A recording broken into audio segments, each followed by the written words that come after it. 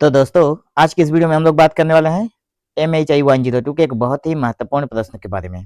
ठीक है, प्रश्न हमारा यह है कि आधुनिक विश्व में लोकतंत्र के उदय से आप क्या समझते हैं और लोकतंत्र के समक्ष समकालीन चुनौतियों की व्याख्या कीजिए।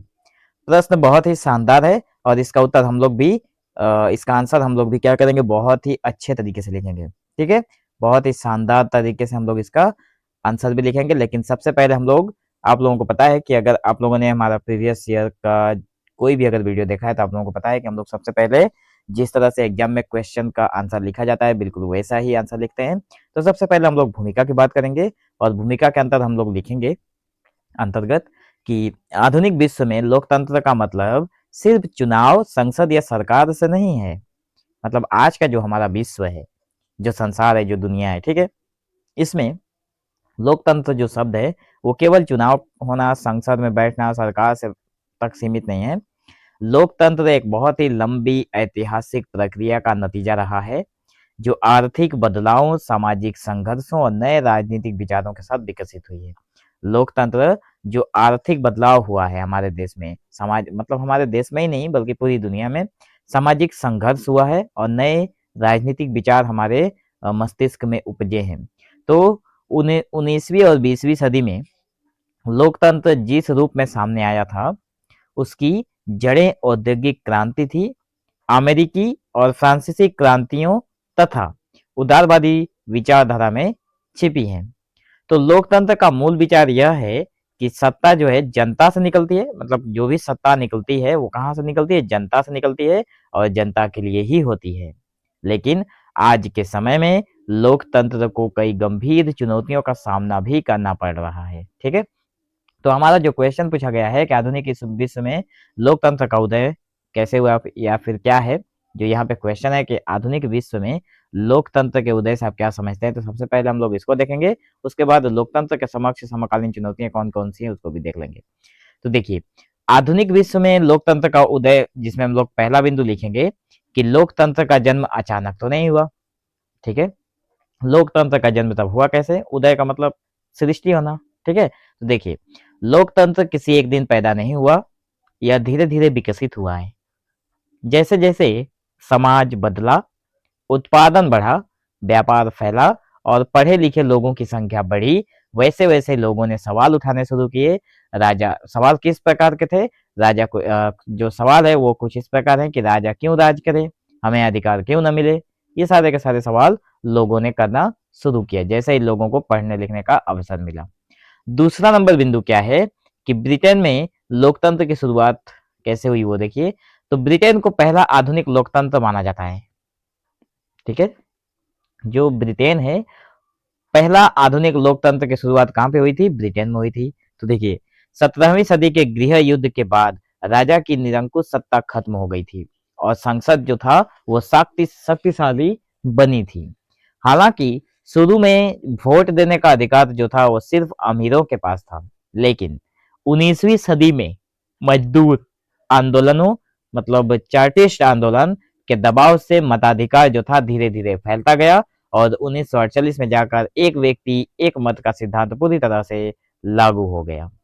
ठीक है, तीसरा नंबर बिंदु क्या है कि फ्रांस की क्रांति और लोकतांत्रिक विचार। इसमें देखिए क्या हुआ है, 1789 की फ्रांसीसी क्रांति ने लोकतंत्र को विचारधारा दी, स्वतंत्रता, समानता और बंधुत्व। मतलब ये तीनों विचारधाराएं फ्रांसीसी क्रांतिकारी ने लोकतंत्र को दी थी।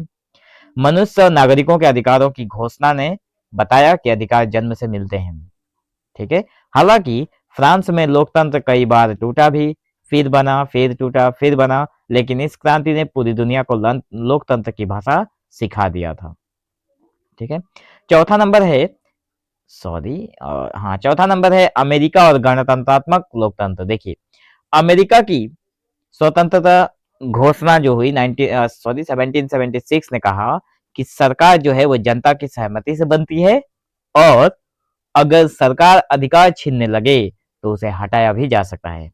बिल्कुल सही बात है। जो स्वतंत्रता घोषणा हुआ था उसमें कहा गया था कि जो है सरकार जो बनती है वो जनता की सहमति से बनती है। अगर सरकार अधिकार उसी जनता के अधिकार छीनने लगे तो सरकार को हटाया भी जा सकता है। वहां कार्यपालिका, विधायिका और कहाँ गया, सॉरी थोड़ा रुकिए, क्वेश्चन थोड़ा नीचे चला गया। हाँ, कार्यपालिका, विधायिका और न्यायपालिका के बीच शक्ति का बंटवारा किया गया ताकि कोई तानाशाह न बन सके। मतलब ये जो तीनों है, जो कार्यपालिका है, जो विधायिका है और जो न्यायपालिका है, तीनों के बीच को पावर जो थे उसको सेपरेट सेपरेट करके बांट दिया गया ताकि कोई भी एक मतलब पूरे शासन व्यवस्था को न चला सके और तानाशाही न कर सके। हालांकि शुरू में औरतों, गुलामों और अश्वेतों को अधिकार नहीं मिले थे, लेकिन बाद में वो भी मिला। देखिए, पांचवा क्या है, लोकतंत्र और उदारवादी विचार। तो पांचवे में आता है कि लोकतंत्र के विचार को मजबूत करने में जो जॉन लॉक थे, टॉम पेन थे, रूसो जैसे विचारकों का योगदान रहा है लोकतंत्र को मजबूत करने में। उन्होंने कहा कि व्यक्ति के पास जीवन, स्वतंत्रता और संपत्ति के प्राकृतिक तो अधिकार हैं और राज्य का काम इनकी रक्षा करना है। मतलब इन व्यक्तियों ने कहा कि व्यक्ति के पास क्या है, उसका जीवन है, उसकी स्वतंत्रता भी उसी के पास है, उसकी संपत्ति भी उसी के पास है, मतलब ये प्रकृति का देन है। लेकिन इन सब की रक्षा करना, उसके जीवन की रक्षा करना, स्वतंत्रता की रक्षा करना और संपत्ति की रक्षा करना किसका काम है, राज्य का काम है। ठीक है, हम लोगों ने इससे अगले मतलब वाले वीडियो में देखा था कि राज्य के बारे में सारी चीजें। ठीक है, अब देखिए छठा नंबर पॉइंट में क्या है कि लोकतंत्र का विस्तार संघर्षों के जरिए इसका विस्तार हुआ था लोकतंत्र का। तो देखिए ये समझना बहुत जरूरी है कि लोकतंत्र ऊपर से दान में नहीं मिला है। बहुत ही मजेदार ये लाइन लिखा गया है कि जो लोकतंत्र है वो भगवान ने नहीं दे दिया है, मतलब ऊपर से दान में नहीं मिला है। यहाँ पर मजदूरों, महिलाओं, अश्वेतों और अल्पसंख्यकों ने संघर्ष करके अधिकार छीने हैं, इसलिए लोकतंत्र एक लड़कर पाया गया अधिकार है। तो दोस्तों अब हम लोग बात करेंगे कि लोकतंत्र के समक्ष समकालीन चुनौतियां कौन कौन सी हैं। तो देखिए आज लोकतंत्र लगभग पूरी दुनिया में मौजूद है, लेकिन इसके सामने चार बड़ी चुनौतियां खड़ी हैं। पहला है विकास की चुनौतियां, मतलब डेवलपमेंट की।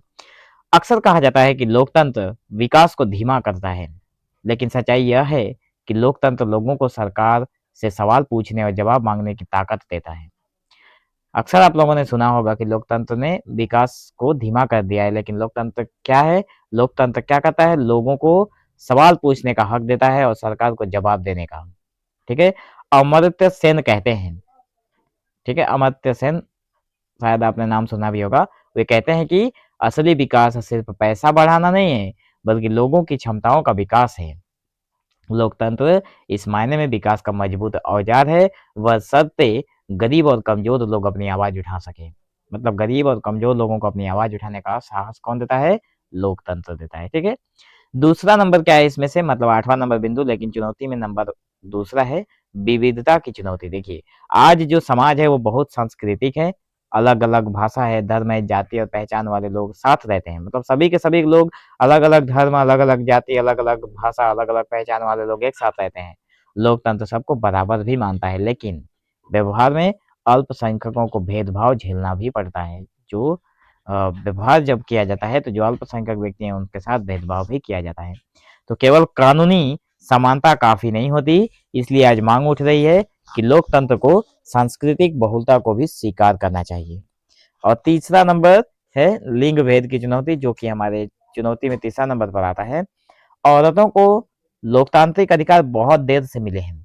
ये बात आप लोगों को भी पता है कि औरत जो है उनको लोकतांत्रिक अधिकार बहुत देर से मिला है। आज भी राजनीति, संपत्ति और सत्ता में उनकी जो हिस्सेदारी है वो बहुत कम है।